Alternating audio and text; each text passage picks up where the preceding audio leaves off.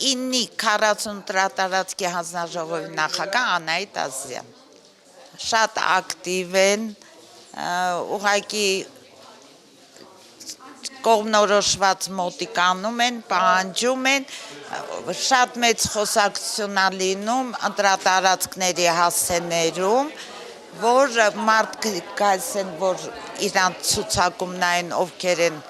ընտրությանը մասնակցելու, տեսնում են բավականի մարդիկ գրանցված են, որը իրանք չեն ճանաչում։ Նման դեպքերից բացի ուրիշ դեպքեր չի եղել, բոլորը հանգիստ, միապաղաղ գալիս են մասնակցում են ընտրությանը։